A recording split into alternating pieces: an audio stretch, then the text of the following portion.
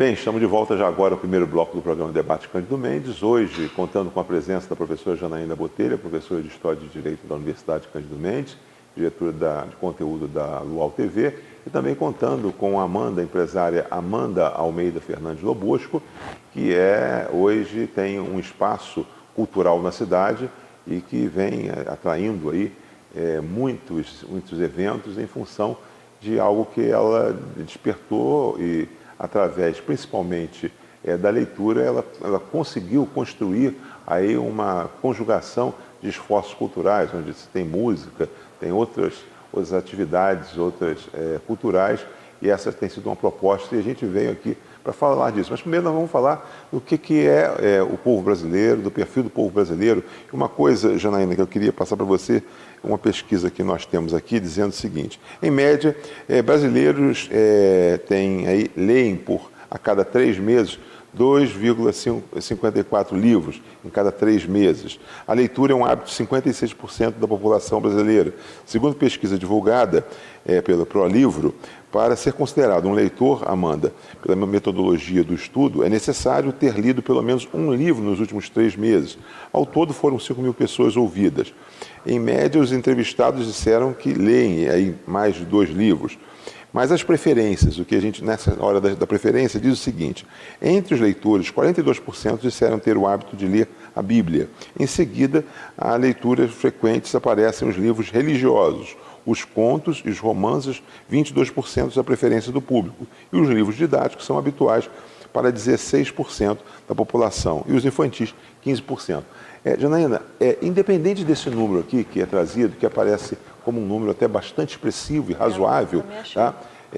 Mas se tem uma fala, eu vou trazer depois aqui a fala da Folha de São Paulo, de outros instrumentos aqui, que fala que o brasileiro ainda lê muito pouco. Como é que hoje você, como escritora, você que tem se dedicado principalmente à pesquisa, como é que você vê, claro, pelo menos dentro do universo onde você hoje se inspira e conspira, essa realidade com relação à leitura? Roosevelt, a leitura, ela está dentro dessas mudanças, desses fatores aí da modernidade, né? Essa questão, por exemplo, dos e-books, né? Substituindo o livro escrito. Então, ela tá dentro desse contexto em que você citou aí que o japonês entrava com um livro no metrô, hoje fica no celular. Então, a leitura também, ela está passando por esse processo de mudança de comportamento, né? Mas, de qualquer forma, eu acho que ela sempre vai ter um espaço na nossa sociedade, seja por determinados grupos, e a sociedade assim mesmo, a gente não pode querer generalizar, querer que todos leiam, todos tenham esse hábito. Ela vai ter o seu nicho. O leitor, ele tem a sua tribo, né? Eu acho que ele tem o seu nicho, né? É difícil uma sociedade em que o Brasil, pelo menos, falta muito para alcançar níveis aí. Quando você falou desses números, eu falei, nossa, mas tá bem, tá muito bom, tá bem na fita. Mas é quando você deu o tipo de leitura, religioso, autoajuda, eu ainda considero assim, não é ainda aquele leitor, né, habitué, né, porque eu considero mais no ramo literário.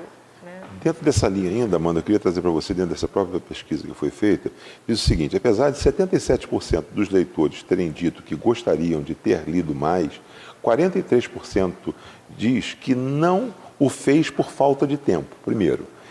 Entre os que não têm o hábito da leitura, 32% alegaram a mesma razão para não se aproximar dos livros. E outros 28% disseram simplesmente que não gostam de ler e 13% que não têm paciência para ler. Então, esse é o perfil, o retrato hoje que essa pesquisa mostra. Como é que você, quer dizer, antes de nós entrarmos propriamente dito na atividade sua específica, mas você, como sempre, aquela que teve um livro, sempre teve um livro de cabeceira, sempre andou com um livro indo para o trabalho, sempre nas oportunidades você se dedicava a um livro. Como é que você percebe isso? Isso está dentro da realidade? Porque a gente percebe que é mais ou menos isso, né? Falta de paciência, não tenho tempo, são as justificativas que se colocam.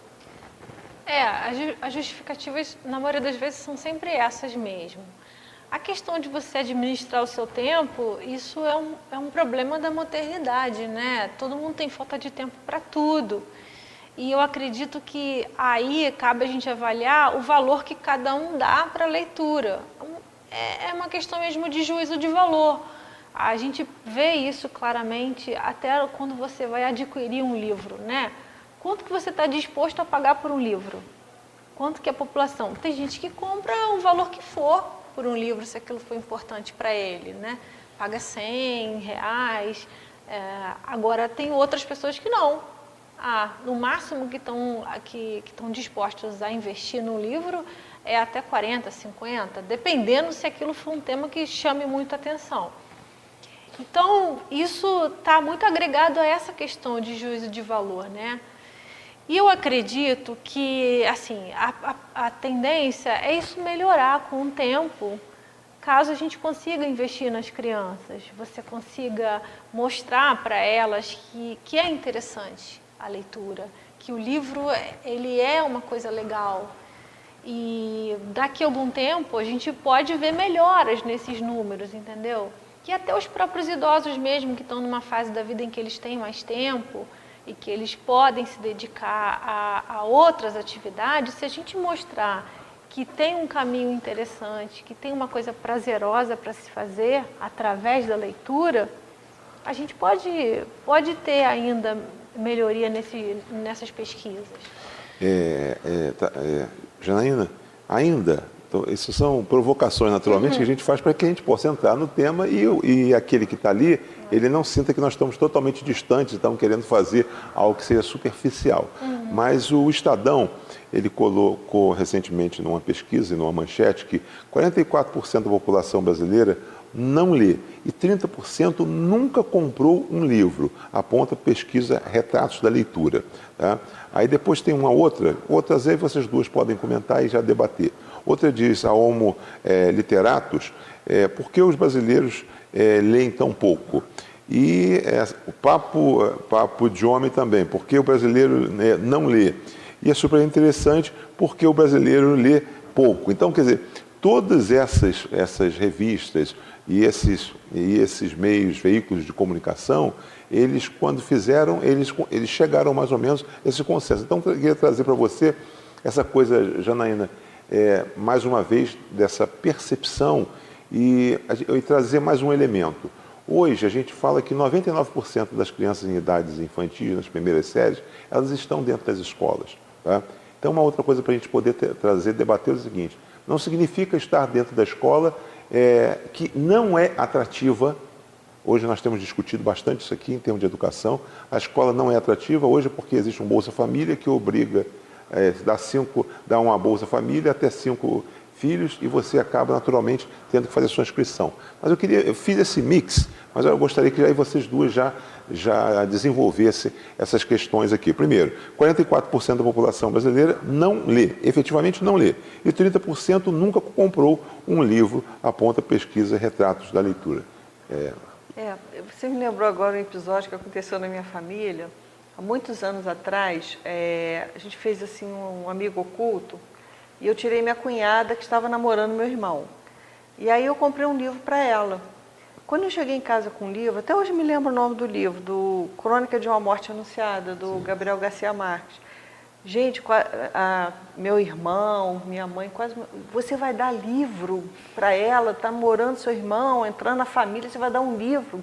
E ela fazia letras. Eu falei, claro, ela faz letras. Por que não dar um livro? Garcia Marques. Eu nunca me esqueço desse episódio, que eu fui assim massacrada porque eu comprei um livro para dar como amigo oculto. Então, olha só, isso é um caso da minha família, né? Mas você vê, eu vou te dar um exemplo. E não isso há alguns anos atrás, mas ainda hoje as pessoas, quando vão dar livro, as pessoas têm essa preocupação de ver se a pessoa efetivamente o grau de interesse que a pessoa possa ter com relação ao ganhar, né, um livro. Uma coisa que engraçado, né? Eu tenho como hábito dar livro de presente sempre. Principalmente quando é algum amiguinho dos meus filhos que tem um aniversário de escola, a gente quase sempre compra um livro. Isso mesmo antes de ter a loja, de dar um livro de presente. Porque por mais diferente do que as pessoas podem imaginar, um livro infantil ele é sempre mais em conta do que um brinquedo. Tem várias opções e é difícil a criança que ganha um livro se desfazer daquilo. Pode ser que naquele momento ele não leia, não seja atrativo, mas em um determinado momento da vida dele, ele vai voltar ali, ou então vai ficar de herança para um outro irmão menorzinho. Eu tenho isso dentro de mim. Sempre eu dou livro de presente, principalmente para criança. E a gente tem opções excelentes, a preços super acessíveis. Hoje em dia, tem que desmistificar essa coisa de que o livro ele é caro. Não, eles já chegaram a um consenso de valor e tem muita coisa boa a preços acessíveis mesmo, que a gente vê, principalmente nesse primeiro segmento da educação infantil. A Geisa está me chamando a atenção aqui, nós estamos terminando o primeiro bloco, você vê como é que é rápido, né? As coisas, porque o assunto é interessante, a gente vai desenvolvendo, mas eu queria deixar já para o segundo bloco, tem um filme muito interessante que a gente recomenda, que se chama Mãos Talentosas. Se vocês já viram, é exatamente isso. Era uma senhora que ela era faxineira e ela fazia faxina na casa de um senhor que, a princípio, sempre quando fazia faxina, ele estava na biblioteca, numa grande biblioteca, né? E sempre ouvindo música. Aí, e era um senhor rico. E um dia ela chega para ele e fala para ele assim, como é que o senhor conseguiu ter isso tudo e tal? Ele falou assim, lendo muito e ouvindo muita música. Então, aí o filme ele vai se transcorrendo a partir daí, depois a gente pode até contar um pouquinho mais do filme, mas a verdade é essa aí, quer dizer, aquele entusiasmo daquela pessoa em ver aquela biblioteca, aquela coisa toda, e a pessoa dizendo que a leitura...